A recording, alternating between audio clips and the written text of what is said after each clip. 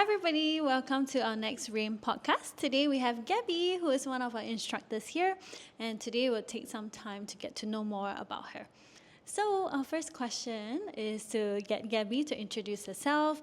You can let us know a little bit about yourself, your background. Yeah.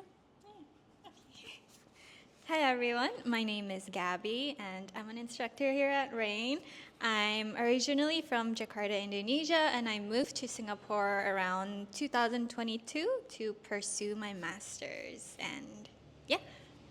Okay, so maybe the next question, what's your biggest challenge when you started teaching Pilates? So I'm actually still very new at teaching Pilates. I think it's been less than 6 months. So the greatest challenge right now would probably be when it's in the studio, definitely the technical stuff, like just trying to multitask everything. So for example, counting the reps, keeping up with the timing, but also making sure that you're observing the body in front of you. But outside of the studio, I think it's more to do with the mental aspect, at least for me. Just like having that mindset, oh, you're never good enough, or like, what can I do to be better? Especially as someone that's just started, you have so much going in your mind, just trying to make sure the class goes as planned, but in reality, most of the time it never really goes as planned. And I think it's just being able to accept that and going more with the flow. Yes. Thanks for sharing. Yeah, I think that is also something that I also faced when I started teaching Pilates, so it's very relatable. Another question, or I guess like I would love the people to know is that you actually took quite a while to train at REIGN, and I think Sarah and I really like that you didn't give up and you are very resilient. You really are very disciplined and you really take the time to pursue this and want to teach well. So maybe you can share about that whole journey of when you auditioned and interview until the day when you finally started teaching at REIGN. How was that whole journey like? Okay. Yes, well, like Chris said, it was a long journey. I think I took probably one of the longest time here at REIGN to like officially be on their schedule. Even just reaching out to them and asking them like if they're opening up positions and stuff, that was out of my comfort zone because I'm naturally a very like more introverted person. I would normally not reach out. So that first step, I think, was something that was already out of my comfort zone. And what I did not realize back then was that I would be pushed out even more out of my comfort zone when when I started training.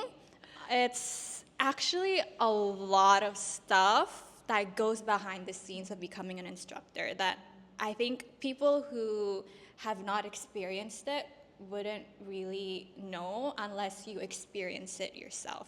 And as someone who's like low in self-confidence growing up, it can be very hard mentally because I guess now I realize that as an instructor, you're constantly, I guess, not really criticized, but you're always open to people having feedbacks about you, and whether it's like criticisms or not, it's like you can take it the wrong way if you don't have self-confidence.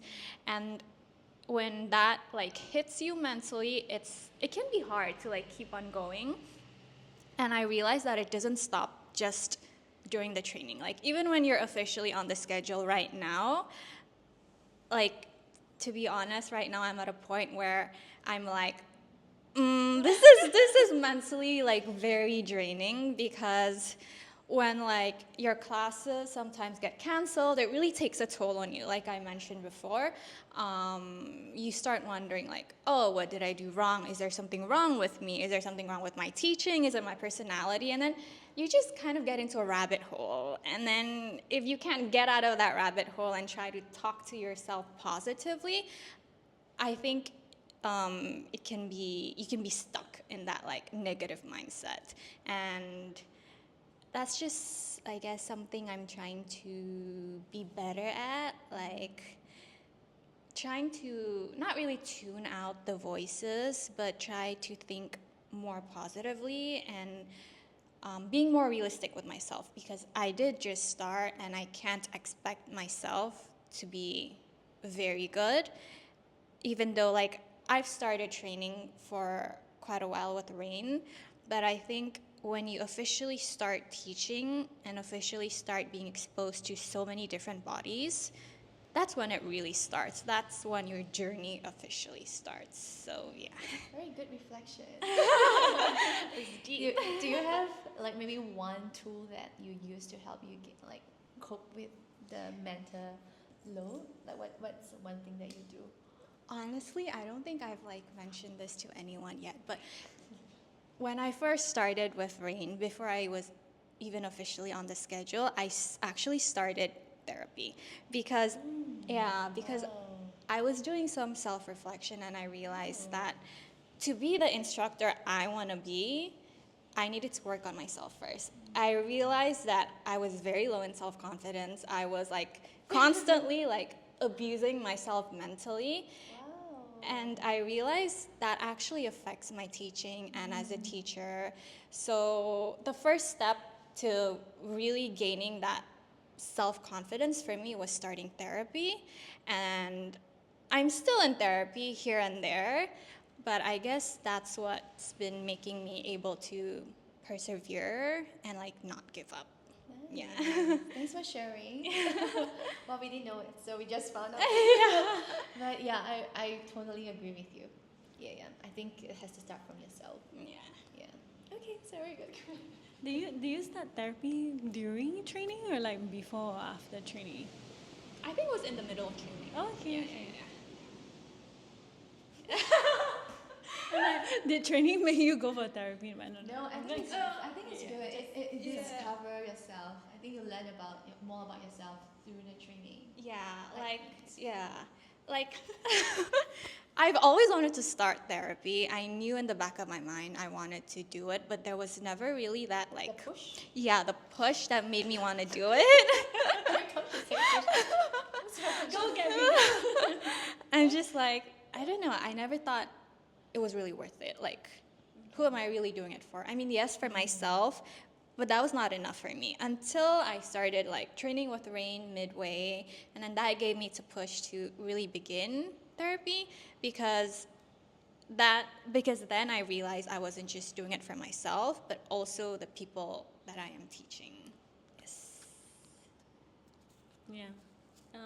Well, I guess, I mean, everybody knows Pris and I love, or we really support going for therapy. I think we talked about it in our first podcast. Yeah. So we're a true believer of going for therapy if you feel you need. Just working on yourself with professional guidance. Yeah, yes, yeah. Like the guidance and the support. I think especially if you're going through a change in your life. Yeah, and I guess for you, like during training, were there instances that you felt like you wanted to give up and like therapy was the one that supported you, or like is there scenarios you can explain more? I think it was particularly after every FNF, I remember, or like mocks. Those were tough. Yes. Whole class. Yeah. So yeah, after each FNF, I vividly remember I would have a mental breakdown, especially during my first one. I was like, what is this? This is not for me. I don't like it. I'm so bad at it. And then I was just so down afterwards. But I guess after each FNF, it does get kind of better. But yeah, what helped was definitely therapy, but also the people around me and just honestly being able to talk about it openly and sharing your feelings truly how you feel and get that support. Because even in therapy, if you don't share the stuff, then they can't really help you either. So in a way, it has helped me to become more open, because communication wasn't really my thing. I tend to keep everything to myself. But ever since like this whole journey, I've been trying to communicate more efficiently. And I think that's also been helping with like my relationships, my friendship, and all those stuff. So Yes.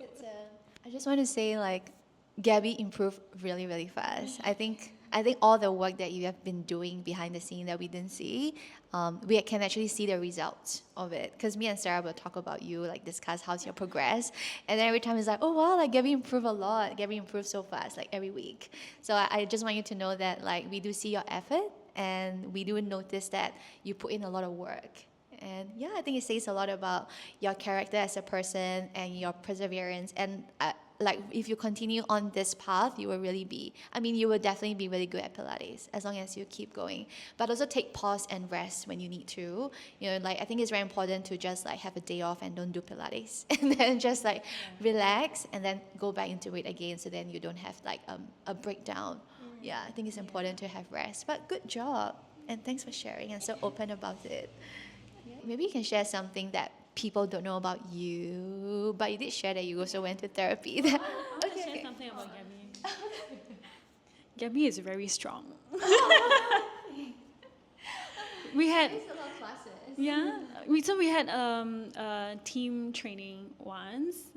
With Gabby was in the team training too, and then everyone like because we've never like taken a class together or like watch each other like do a class. So everyone was like, it was an advanced class. I was observing. Yeah. I know. Yeah, so like I was dying in the workout, so I didn't really get to see. But like after class, everyone was like telling Gabby, "You're so strong," and she could do all the exercises. So, how do you become so strong? Do you have like a workout like regime, or do you do Pilates like consistently every week? Wait, actually, before I answer that, that brings me to like a good point. I think also one of the hardest thing of this journey was trying to differentiate between being a Pilates student and a teacher, because I've been doing Pilates for a while for myself as like a workout, but then when it came to teaching, I was like, whoa, it's completely different. Even though you can move and stuff, being able to teach is completely different, and trying to differentiate between the two in the beginning was quite hard, because sometimes I would be like, oh, you know, what if people think like I've been doing Pilates for so long, but why is she such a bad teacher? I think that mindset constantly got to me in the beginning, and I was kind of scared to like publicize to people and like on social media that I'm an instructor, because I was afraid of that criticism. Yes. But going back to the first question, my workout.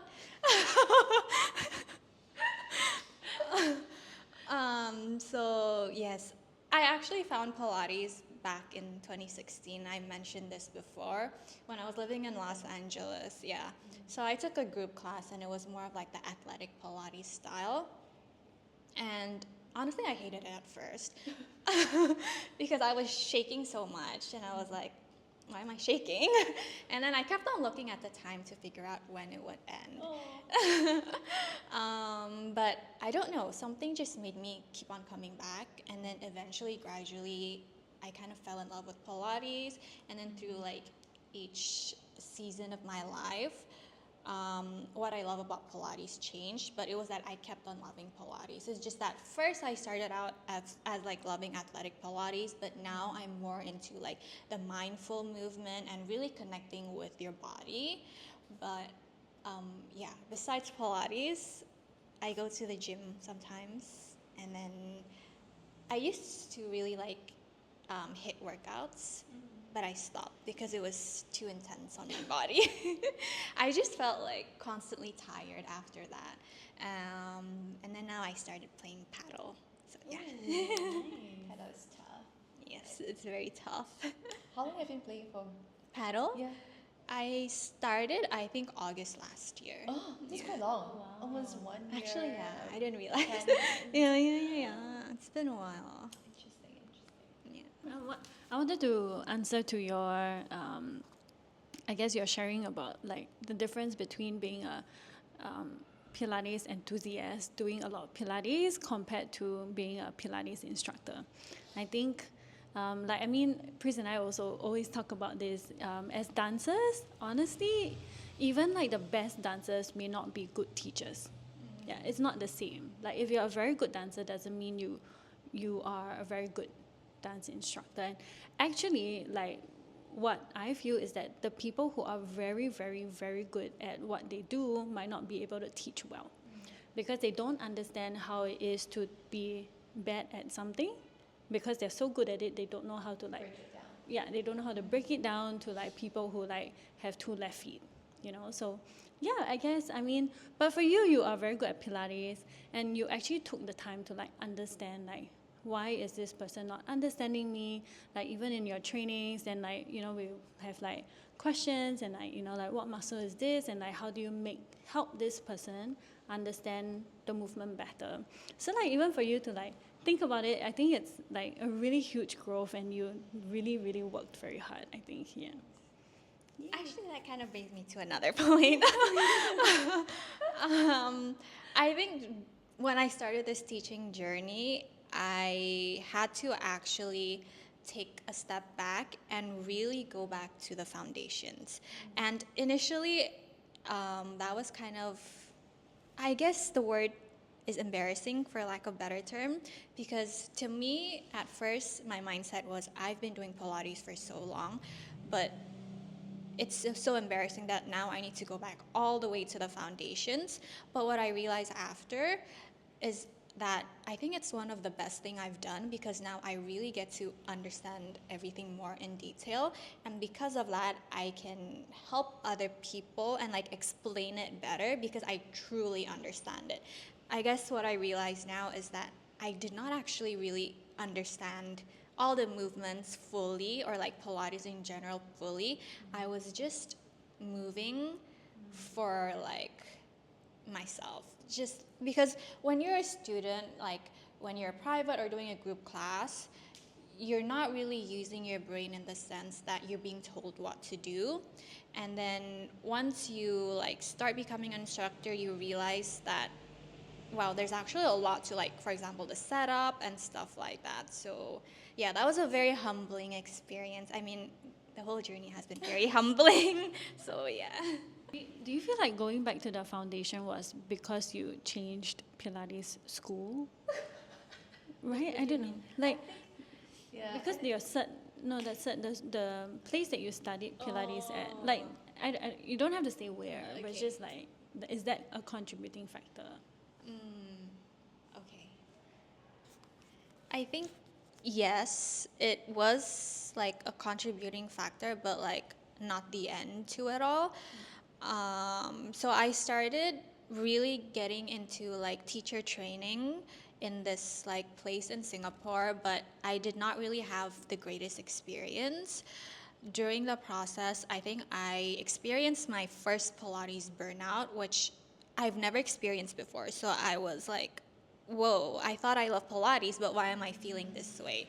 And then I guess the difference between it's kind of like a lack of a better term, but being in a toxic environment and being in an environment where, you know, making mistakes is okay, it's encouraged because that's how you learn, is that I realized during all the hardships at REIGN, during all the trainings, all the mental breakdowns, I did not really experience a burnout.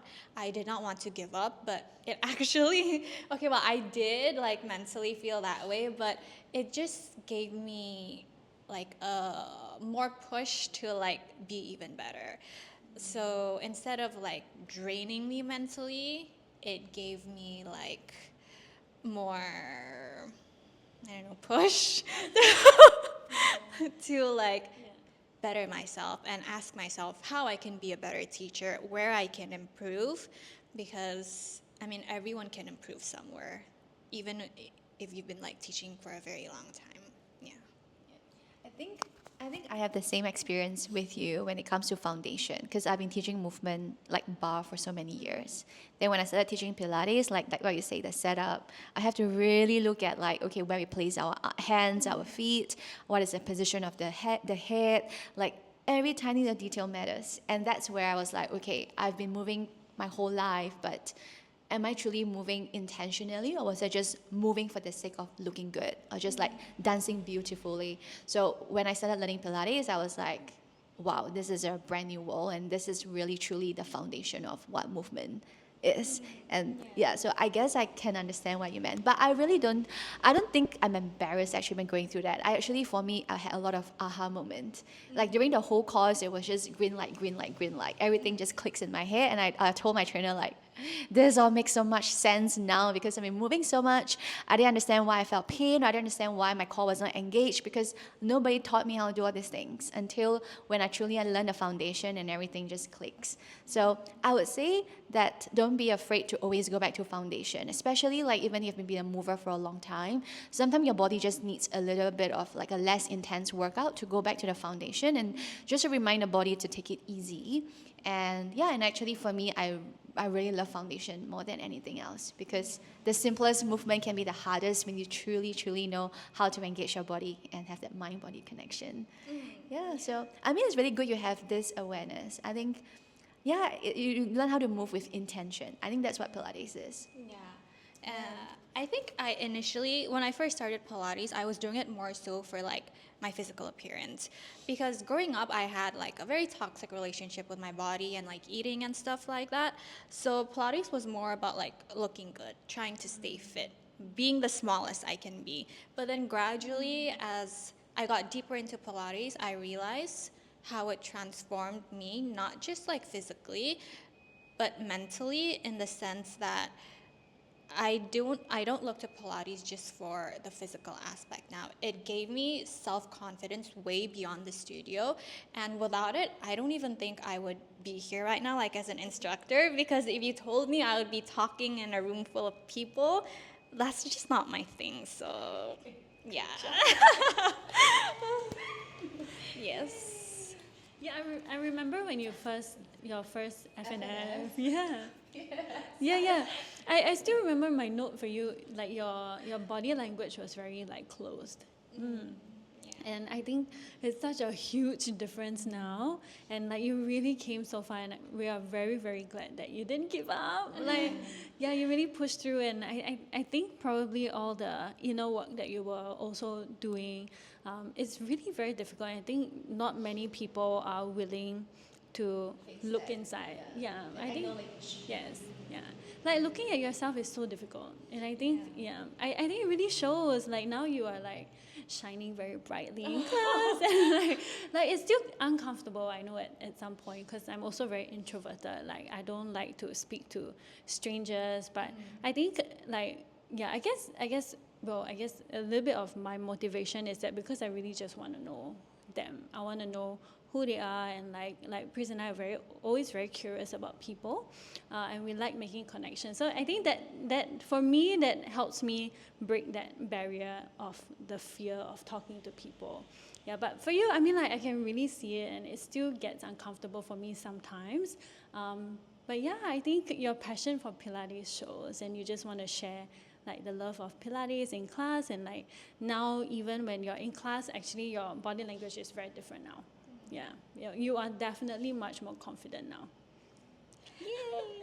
Maybe any last words to close this off? I don't know. I mean, anything you want to say? I guess just that I'm very thankful for REIGN for like giving me this opportunity. I don't think they realize like how much of an impact it really has on my life. Yeah. Please come for Gaby's classes. I think people that come, they really enjoy her class. So yeah, hope to see you in her classes. We'll see you next time.